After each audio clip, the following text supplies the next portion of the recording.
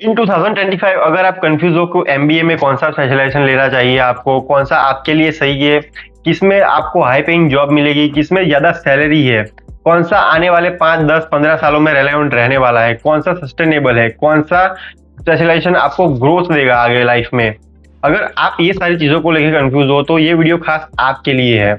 Stay tune to this video, और मैं आपको लास्ट में ऐसी बोनस टिप भी बताने वाला हूँ जिसकी मदद से आपको अपना स्पेशलाइजेशन लेने में आसानी होगी और आप आराम से अपना स्पेशलाइजेशन जो आप चाहते हो वो सिलेक्ट कर पाओगे। बट बिफोर दैट आपको ये 4 चीजें हैं जो सबसे ज्यादा ध्यान में रखनी है। कौन सी? सबसे पहली है मार्केट डिमांड। आप देखो कि कौन से स्पेशलाइजेशन से जब से सबसे ज्यादा एमबीए ग्रेजुएट्स हायर हो रहे हैं, कौन सा ऐसा जॉब रोल है जहाँ पे लोग ज्यादा जा रहे हैं, और कौन सी ऐसी इंडस्ट्री है जो ज्यादा एमबीए वाले लोग को उठा रही है, कौन सा स्पेशलाइजेशन है जो ज्यादा हायर हो रहा है। सबसे पहले तो ये देखो। सेकंड है कि आप सैलरी पोटेंशियल देखो कि उस जॉब रोल में और उस इंडस्ट्री में जहाँ पे ज्यादा एमबीए ग्रेजुएट्स हायर हो रहे हैं वहां पे सैलरी पोटेंशियल कैसा है, वहां पे क्या किस तरीके की सैलरी मिल रही है। आप जिस तरीके की सैलरी एक्सपेक्ट कर रहे हो वहां पे उस तरीके की सैलरी उस इंडस्ट्री में मिल रही है कि नहीं मिल रही, वो देखो। तीसरा और सबसे main important, your skills and interest. आप देखो कि आप उस स्पेशलाइजेशन के लिए सिलेक्ट हो रहे हो कि नहीं हो रहे हो, वो स्पेशलाइजेशन आपको सिलेक्ट कर रहा है कि नहीं कर रहा है। आप देखो कि आपका स्किल सेट वहां पे मैच हो रहा है कि नहीं हो रहा है। आप देखो कि आपका पैशन कहाँ पे अलाइन हो रहा है। आप देखो कि आप नेचुरली किस में अच्छे हो, किस चीज में आप अच्छे हो। जैसे आपको अगर बोलना पसंद है तो आपके लिए मार्केटिंग सही है, आपको अगर डेटा के साथ डील करना पसंद है तो आपके लिए बिजनेस एनालिटिक्स फाइनेंस वगैरह अच्छा है। तो आप देखो कि आप नेचुरली किस चीज में अच्छे हो और आप अपने स्कूल टाइम में किस में अच्छा एक्सेल कर पाए हो, तो उस अकॉर्डिंग आप जा सकते हो। चौथी और सबसे इंपॉर्टेंट चीज, फ्यूचर स्कोप। आप जो भी स्पेशलाइजेशन सिलेक्ट कर रहे हो उसका फ्यूचर स्कोप देखो। जैसे अभी के टाइम में डेटा इज न्यू ऑयल ऐसा सेंटेंस है, तो ये चीज सच भी है कि अभी के टाइम में डेटा एक नया ऑयल है। अभी क्या है, सारी चीजें डेटा पे चल रही है। डेटा को लोग समराइज करते हैं और उससे ही कंक्लूजन निकालते हैं। तो आप जिस भी स्पेशलाइजेशन में जाने की सोच रहे हो वो देखो कि वो आने वाले 5 10 15 सालों में रेलेवेंट रहने वाला है कि नहीं रहने वाला। चलिए बात करते हैं कि कोर स्पेशलाइजेशन कौन कौन से होते हैं। तो कोर स्पेशलाइजेशन अभी के टाइम तक 3 थे। सबसे पहला था फाइनेंस, फिर था मार्केटिंग एंड सेल्स, और तीसरा था एचआर। लेकिन अभी के टाइम पे बहुत सारे ऐसे स्पेशलाइजेशन उभर के आ रहे हैं जो अभी इंडस्ट्री को सर्व कर रहे हैं। वो मैं आपको बताऊंगा कौन कौन से हैं और उसमें कौन कौन से रोल होते हैं, और इसमें भी जो मेन स्पेशलाइजेशन है उसमें भी कौन कौन से रोल होते हैं, वहां पे कौन कौन सी टाइप की सैलरी आती है, किस तरह का सैलरी पोटेंशियल मार्केट से आप एक्सपेक्ट कर सकते हो, वो सारी चीजें भी बताऊंगा। सबसे पहले बात करते हैं MBA in finance. MBA in finance आपको सुनने में बहुत ही फैंसी लग रहा होगा और एक्चुअली में फैंसी है भी।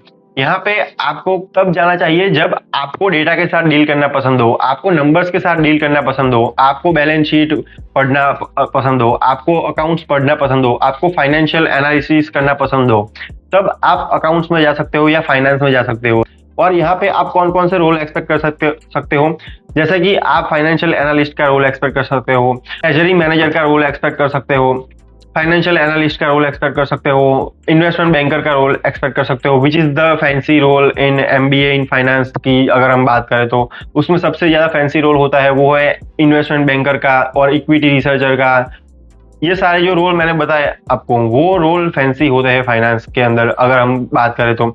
और आईआईएम्स की बात करें तो आईआईएम्स में ये सारे रोल ऑफर किए जाते हैं टॉप कंपनीज द्वारा, जैसे कि जेपी मॉर्गन एंड स्टैनली।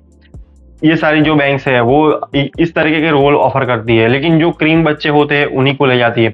अगर आप टियर 2 या 3 कॉलेज से एमबीए करने की सोच रहे हो तो आपको शायद इस तरीके के रोल नहीं मिलेंगे, लेकिन आपको जो भी रोल मिलेंगे वो अच्छे खासे सैलरी पैकेज के साथ मिलेंगे। अभी सेकंड स्पेशलाइजेशन जो है वो है मेरा पसंदीदा, सबसे पसंदीदा है, और वो है जो मैंने भी किया है, वो है MBA in marketing. MBA in marketing उन लोगों को करना चाहिए जो क्रिएटिव माइंड रखते हैं, जिनके पास क्रिएटिविटी है, वो अपनी स्किल को लगा के कुछ क्रिएटिव इनोवेटिव आइडियाज निकाल सकते हैं, कुछ क्रिएटिव वो प्रोडक्ट या सर्विस कुछ प्रोवाइड करने की क्षमता रखते हैं जिसमें एबिलिटी है कुछ क्रिएटिव करने की। जैसे कोई भी सॉल्यूशन होता है वो 2 तरीके से हो सकता है, एक ट्रेडिशनल वे से और एक क्रिएटिव वे से। तो आप अगर क्रिएटिव हो तो आपके लिए मार्केटिंग सही है। अगर आप बोलने में अच्छे हो, आपकी प्रेजेंटेशन स्किल अच्छी है, अगर आप लोगों को कन्विंस करना जानते हो कैसे करना है, अगर आप एम्पैथेटिक हो थोड़े बहुत, तो आपके लिए मार्केटिंग भी सही है। आप मार्केटिंग के साथ जा सकते हो। मार्केटिंग में बहुत सारे प्रीमियम रोल दिए जाते हैं, जैसे ब्रांड मैनेजर होता है, कैटेगरी मैनेजर होता है, क्रिएटिव मैनेजर होता है, ये बहुत सारे रोल होते हैं। फिर सेल्स में भी ऐसा होता है, सेल्स मैनेजर होता है, बिजनेस डेवलपमेंट मैनेजर होता है, की अकाउंट मैनेजर होता है।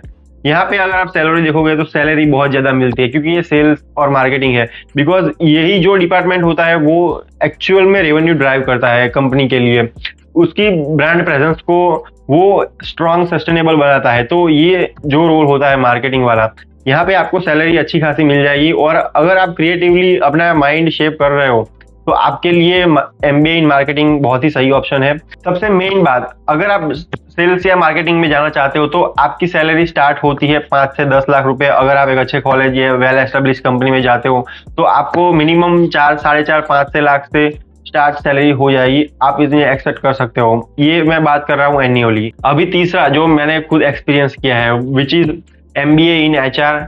तो मैं खुद एक एचआर था, तो मैं बता पाऊंगा कि एचआर का एक्चुअल काम क्या होता है। तो एचआर में बहुत सारे जॉब रोल होते हैं, जैसे रिक्रूटमेंट होता है, वो सबसे बेस लेवल का काम है, क्योंकि वही से स्टार्ट होता है एचआर का काम। पहले आपको रिक्रूटमेंट कराएंगे, फिर होता है कंप्लायंस होता है, पेरोल होता है, ट्रेनिंग एंड डेवलपमेंट होता है, लर्निंग एंड डेवलपमेंट होता है, इंडस्ट्रियल रिलेशन होता है। तो ये सारी चीजें जो होती है वो एचआर में आती है।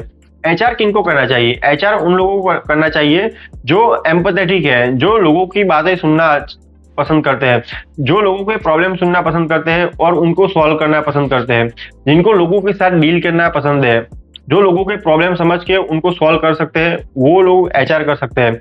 एचआर फैंसी नहीं है उतना, लेकिन एचआर एक ऑर्गेनाइजेशन की बैकबोन होता है। बिकॉज वही लोग होते हैं जो ह्यूमन को मैनेज करते हैं। That is why it is human resource. क्योंकि सबसे इंपॉर्टेंट असेट जो अगर हम कंपनी में मान सकते हैं तो वो है ह्यूमन। कंप्यूटर्स वगैरह तो है ही, लेकिन अगर वहां पे ह्यूमन नहीं होगा तो वो काम कैसे होगा? और उसी को मैनेज करने वाला नहीं होगा, ह्यूमन को मैनेज करने वाला, तो वहां पे सबसे अच्छा काम नहीं हो सकता और वहां से मैक्सिमम वर्क पोटेंशियल नहीं निकल सकता। दैट इज वाई अगर आपको लोगों के साथ डील करना पसंद है, आपकी कम्युनिकेशन स्किल अच्छी है और आप एम्पैथेटिक हो, आप लिसनिंग स्किल रखते हो, तो आपको एमबीए इन एचआर करना चाहिए। और ये बहुत ही अच्छा करियर ऑप्शन हो सकता है अगर आपके अंदर ये स्किल्स एंड क्वालिटीज है तो। और यहाँ पे अगर हम सैलरी की बात करें तो यहाँ पे भी 4 से 5 लाख रुपए आप सैलरी एक्सपेक्ट कर सकते हो। ये मैं टीयर 2 एंड 3 की बात कर रहा हूँ। अगर आप टॉप 20 स्कूल से हो, जैसे एक्सेलर हो गया, टिस हो गया, अगर आप यहाँ से एचआर करते हो तो आपकी सैलरी स्टार्टिंग होगी 15 लाख से 16 लाख, और यहाँ से बियॉन्ड होती है, बिलो तो होती नहीं है। अगर आप इन सारी कॉलेज से एचआर करोगे तो आपकी सैलरी इस तरीके से हो सकती है। और यहाँ पे जो मैंने रोल बताया उस तरीके के रोल होते हैं वहां पे। अभी फोर्थ स्पेशलाइजेशन की बात करें तो वो है एमबीए इन बिजनेस एनालिटिक्स। अभी बिजनेस एनालिटिक्स का मतलब क्या होता है? बिजनेस का एनालिसिस करना पसंद है मेनली। बिजनेस का एनालिसिस की बहुत तरीके से हो सकता है। उसका प्रॉफिट एंड लॉस स्टेटमेंट देखना पड़ता है, उसका मार्केट कंपटीशन देखना पड़ता है, वो किस तरीके के प्रोडक्ट डिजाइन कर रहा है या सर्विस डिजाइन कर रहा है, अदर कंपटीटर्स क्या डिजाइन कर रहे हैं, वो किस तरीके का मार्केट में सर्व कर रहे हैं, उनका कंपटीटर क्या कर रहा है, वो सारी चीजों का एनालिसिस करना पसंद है। आपको मेनली बिजनेस का एनालिसिस करना पसंद है तो आप एमबीए इन बिजनेस एनालिटिक्स कर सकते हो। ये भी बहुत ही अच्छा फील्ड है और अभी ये उभर के आ रहा है। बहुत सारी कंपनीज बिजनेस एनालिस्ट को हायर कर रही है और बहुत ज्यादा तगड़ा पैसा दे रही है दोस्तों। तो आपके अंदर बिजनेस का एनालिसिस करने की स्किल्स होनी चाहिए, आपको बिजनेस का थॉरो अंडरस्टैंडिंग होना चाहिए, आपको डेटा को लेके बिजनेस को एक क्या बोलते हैं डिसीजन लेने की आपके अंदर एबिलिटी होनी चाहिए। आप डेटा को डिसीजन में ड्राइव कर सकते हो, ऐसी आपके अंदर एबिलिटी होनी चाहिए, तभी आप एमबीए इन बिजनेस एनालिटिक्स कर सकते हो। और यहाँ पे आपके काम होते हैं, रिक्वायरमेंट गैदरिंग होता है, बीआरडी बनाना होता है, एफआरडी बनाना होता है, एसआरएस डॉक्यूमेंट बनाना होता है, ये सारी चीजें होती है बिजनेस एनालिस्ट जॉब रोल के अंदर। और अगर हम यहाँ पे सैलरी एक्सपेक्ट करें तो 5-7 लाख स्टार्टिंग होती है। अगर आप एक अच्छी आईटी कंपनी में जाते हो तो आपकी सैलरी यहाँ से स्टार्ट होती है। और अगर आप टॉप आईआईएम से करते हो तो आपकी सैलरी 12-15 लाख से स्टार्ट होगी। अभी बात करते हैं एमबीए इन ऑपरेशन मैनेजमेंट। अभी ऑपरेशन मैनेजमेंट का मतलब क्या होता है? ऑपरेशन मैनेजमेंट का मतलब ये होता है कि आप जो बिजनेस ऑपरेशन होते हैं उनको सीमलेसली प्रोसेस करो और बिजनेस को एक अच्छे स्मूथ वे में आप चलाओ। यहाँ पे क्या होता है कि आपको बहुत सारे डिपार्टमेंट के साथ कोलैबोरेट करना पड़ता है। सप्लाई चेन हो गया, इन्वेंटरी हो गया, आपको सारी चीजें देखनी पड़ेगी। सप्लाई चेन सही से हो रहा है कि नहीं हो रहा है, इन्वेंटरी सही से मैनेज हो रही है कि नहीं हो रही, आपको फ्यूचर फोरकास्टिंग भी करनी पड़ती है इसमें, कि आपको इन्वेंटरी देखनी पड़ेगी कि ये अभी सफिशिएंट है कि नहीं है, अभी हमें और मैन्युफैक्चर करने की ज़रूरत है कि नहीं है। यहाँ पे ऑपरेशन में जाए तो हम यहाँ पे रोल देखेंगे तो अमेज़न, फ्लिपकार्ट, ये जो ई-कॉमर्स प्लेटफ़ॉर्म होते हैं, वहाँ पे आपको ऑपरेशन मैनेजर का रोल दिया जाता है, व्हिच इज़ वेरी फैंसी और बहुत ही अच्छा रोल होता है। अगर आप टॉप लेवल में जाओगे तो वो होता है COO, which is chief operating officer. अगर आप एज अ फ्रेशर स्टार्ट करते हो ऑपरेशन में तो आपकी सैलरी रेंज करती है 5 से 10 लाख के बीच में, और ये बियॉन्ड 30 प्लस LPA जाती है अगर आप COO बनते हो तो। अभी बात करते हैं इमर्जिंग स्पेशलाइजेशन, वो कौन से है। सबसे पहला है हेल्थ केयर मैनेजमेंट। आपने बहुत जगह देखा होगा कि हेल्थ केयर को लेके अभी MBA में बहुत ही क्रेज बन रहा है, सब लोग MBA in health care management कर रहे हैं। इवन IIM जम्मू भी हेल्थ केयर मैनेजमेंट का कोर्स ऑफर कर रहा है। फिर होता है सोशल, होता है गवर्नेंस, होता है, और ये सारी चीज़ें भी अभी उभर के आ रही है, विच इज़ डिजिटल ट्रांसफॉर्मेशन। अभी ये भी MBA स्पेशलाइजेशन हो गया है कि डिजिटल ट्रांसफॉर्मेशन का आपको स्पेशलाइजेशन करवा रहे हैं वो लोग। जो सारे स्पेशलाइजेशन है वो उभर के आ रहे हैं, ये अभी फ्यूचर में रेलेवेंट होने वाले हैं आगे।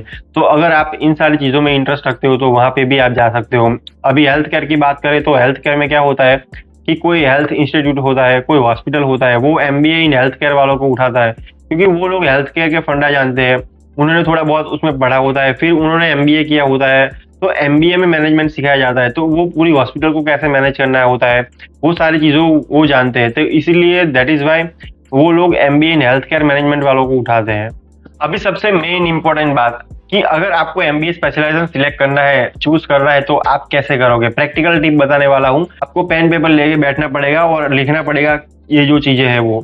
सबसे पहला क्या है कि आपको आइडेंटिफाई करना पड़ेगा आपका स्ट्रेंथ और स्किल्स, और आप किस में अच्छे हो। तो आपको देखना पड़ेगा कि आप किस में अच्छे हो। मैंने पहले बताया कि आपको अपना इंटरेस्ट फाइंड करना पड़ेगा, आपको अपनी स्किल देखनी पड़ेगी कि आप किस में अच्छे हो, आपकी स्किल कहाँ पे अलाइन हो रही है, आपका इंटरेस्ट कहाँ पे अलाइन हो रहा है। ये सब आप देखोगे तो आपको पता चलेगा कि ये स्पेशलाइजेशन मेरे लिए सही है। फिर सेकंड क्या है, आप रिसर्च करो उस स्पेशलाइजेशन के बारे में, उस जॉब रोल के बारे में जो आप सोच रहे हो, उसके सैलरी ट्रेंड्स देखो, वहाँ पे किस तरीके की सैलरी पहले थी, अभी किस तरीके की सैलरी मिल रही है, फ्यूचर की क्या सैलरी एक्सपेक्टेशन है, आप वहाँ पे फिट हो रहे हो कि नहीं हो रहे हो वो देखो। तीसरी सबसे इम्पोर्टेंट चीज़ ये है कि लॉन्ग टर्म ग्रोथ है कि नहीं है उसमें। वैसे सभी में लॉन्ग टर्म ग्रोथ है, लेकिन आप देखो कि आप उसमें लॉन्ग टर्म सर्वाइव कर पाओगे कि नहीं कर पाओगे। तो ये चीज़ जानना बहुत ही इम्पोर्टेंट है। अगर आप ये चीज़ का आंसर दे सकते हो अपने आप से, तो आप अपना स्पेशलाइजेशन खुद से सिलेक्ट कर पाओगे आराम से।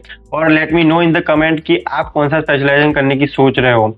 और वीडियो अगर आपको अच्छा लगा है तो वीडियो को लाइक करना, कमेंट करना कैसा लगा, और दोस्तों के साथ शेयर करना जो इस चीज़ को लेकर स्ट्रगल कर रहे हैं।